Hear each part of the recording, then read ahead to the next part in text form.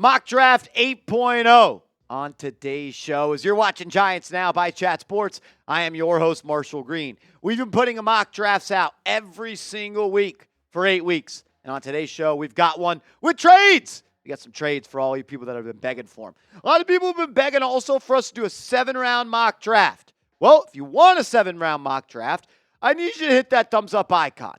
Because last week on Mock Draft 7.0, I said if you want a 7-round mock draft, we got to get to 1,000 likes. We got to 983. We were 17 likes away. If we get to 1,000 likes on today's video, Giants Now Mock Draft 9.0 will be a full 7-rounder.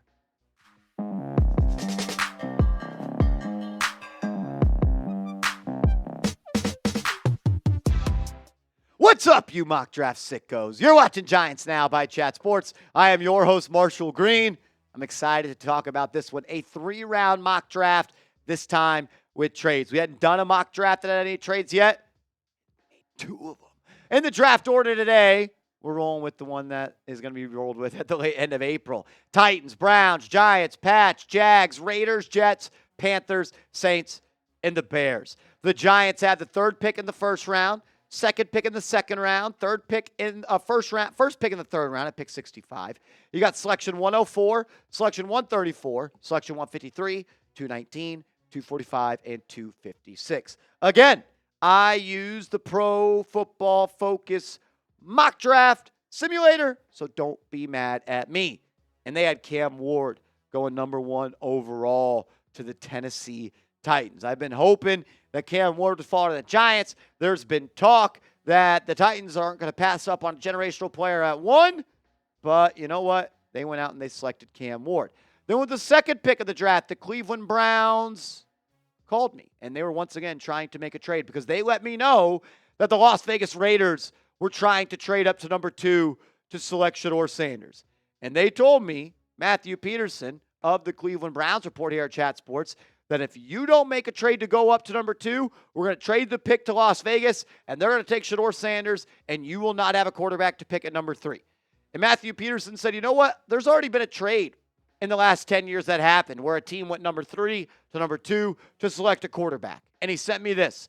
It had the Chicago Bears going from the number 3 pick to the number 2 pick to select Mitch Trubisky, with them giving up pick number 3, pick 67, a 3rd-round pick, a 4th-round pick, and a future 3rd. So it cost them 2 3rd-round picks and a 4th-round pick to move up 1 slot to select Mitchell Trubisky. So for the Giants, this is what it would look like. You move up 1 spot, you give them pick 3, so you flop. You give them your 3rd-round pick, number 65 overall, 1st pick of the 3rd round. You give them a 4th-round pick, number 134, and we're going to give you a 2026 3rd-round pick. It's a deal that has a lot going. Or is it a lot? Is 2 3rd-round picks and a 4th-round pick a lot to move up for a quarterback that you might think is a franchise guy? I'll ask you, would you make this trade? Would you make this trade? A for accept, D for decline. If you don't make this trade, you're not getting Shedeur Sanders. If you do, you are getting Shedeur Sanders. Would you make the deal? A for accept, D for decline. How about that culture win versus the Colts, right? How cool was that culture win? Now if the Giants want to guarantee a spot to get a quarterback in a draft that plays out like this, they got to give up draft picks they could have just kept if they lost that game. Hey, for culture, though, you know what? I'm sure a lot of people are going to say decline. I'm accepting that deal. I am. It's a 3rd-round pick this year, a 3rd-round pick next year, and a 4th-round pick. I think that Shedeur Sanders could be a franchise quarterback. And I know that the New York Giants love Shedeur Sanders. And Joe Schoen and Brian Daboll are now coaching and GMing for their job, which means you don't always do what's best for the organization. Joe Schoen and Brian Daboll cannot afford to leave the 2025 NFL Draft without a round 1 quarterback. Because if you leave the draft with a round 1 quarterback, you could at least preach to John Mayer, we need time, we need patience. This is our guy. We're going to get him in the system. We're going to help him evolve. Year 2 is going to be better. Year 3 is going to be better. If you suck, and Jackson Darcher answered, if you suck and you don't get a good quarterback in this draft, you are fired after next year. Trading up could save them their jobs, even if that player is not good. It could keep their jobs occupied for a little bit longer. I would do the deal, though, because you don't have a quarterback. I think he is a franchise quarterback, and I think he would have success with the New York Giants. Shedeur Sanders, a polarizing prospect, no doubt about it. But I think for people that have watched the tape, people that have talked to people that have spent time around him, there are a lot of things to like about his game.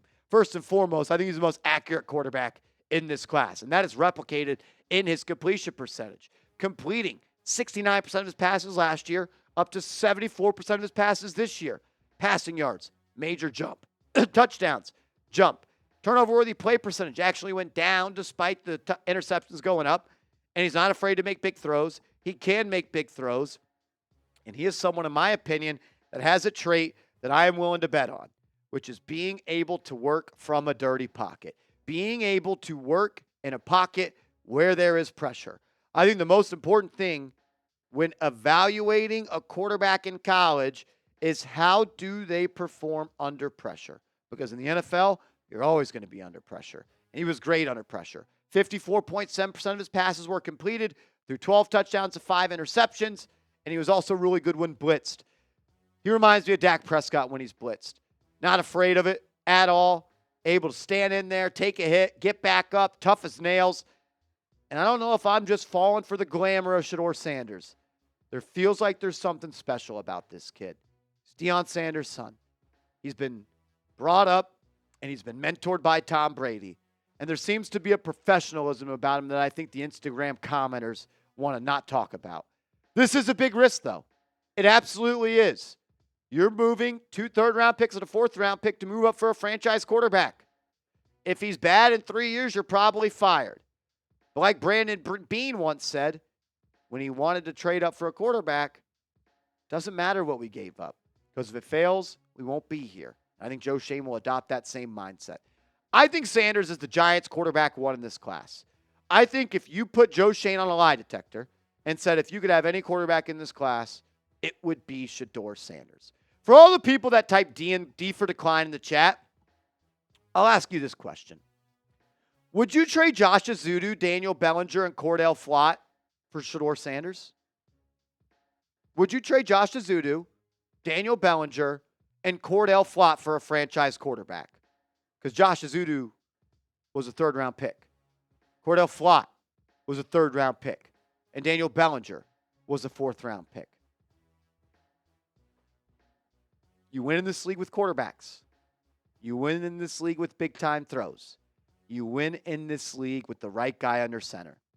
You don't win in this league with Josh Azudu, Daniel Bellinger, and Cordell Flott.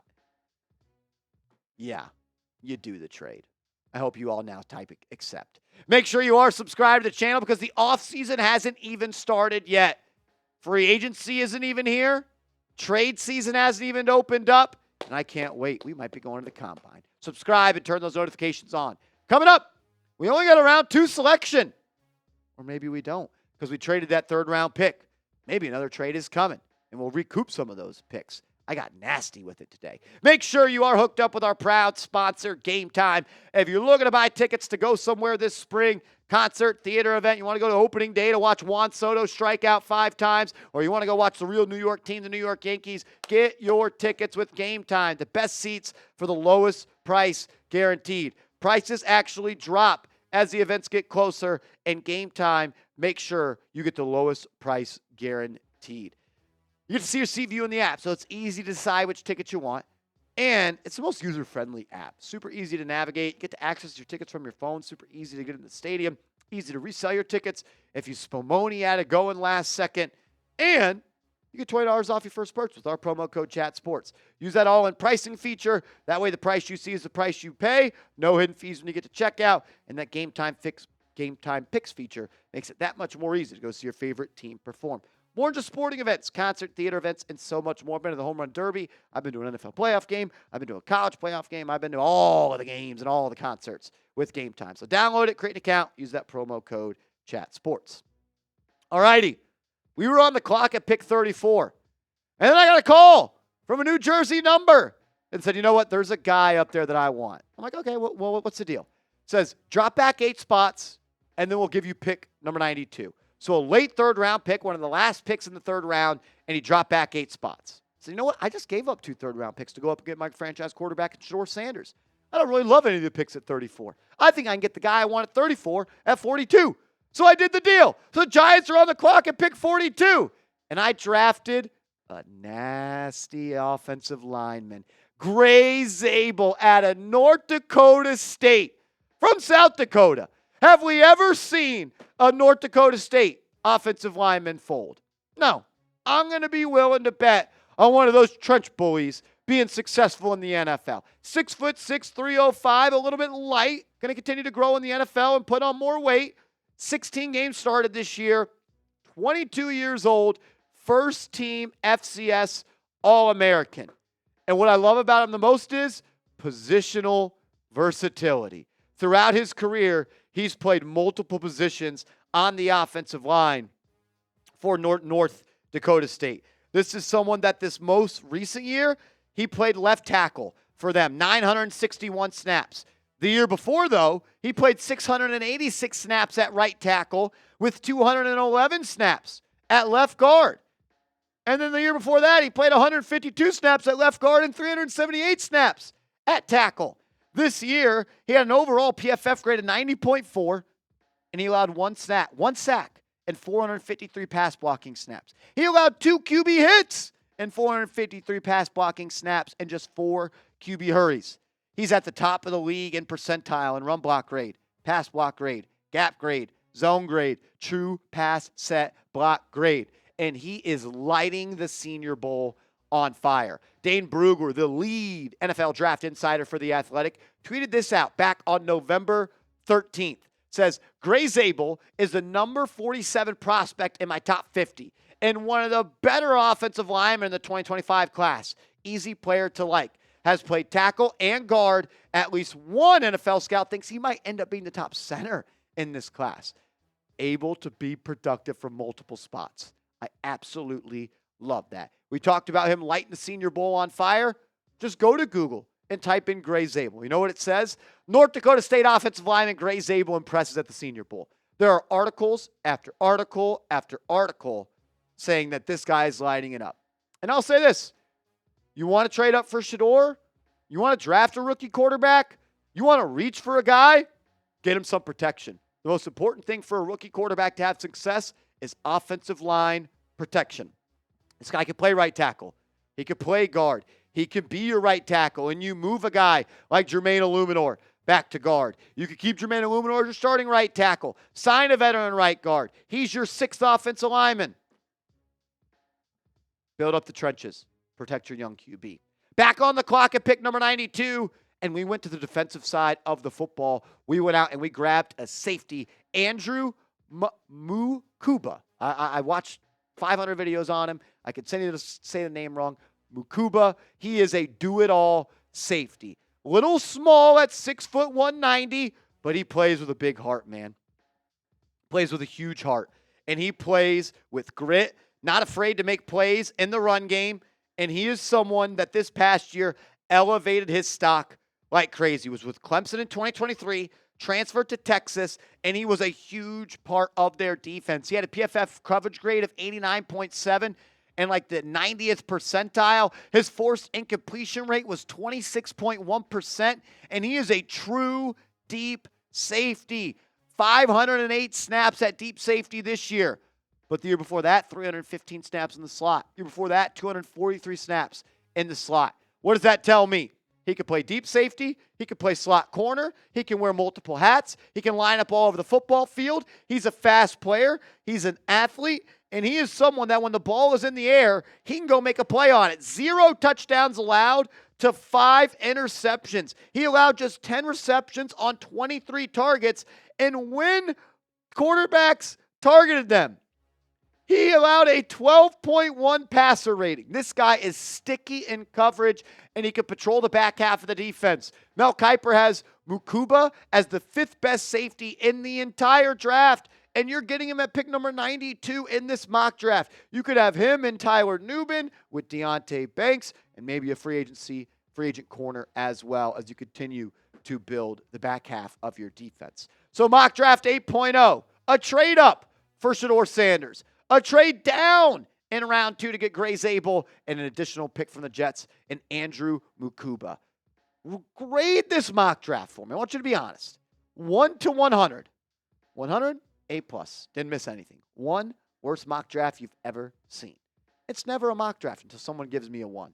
So who's going to do it?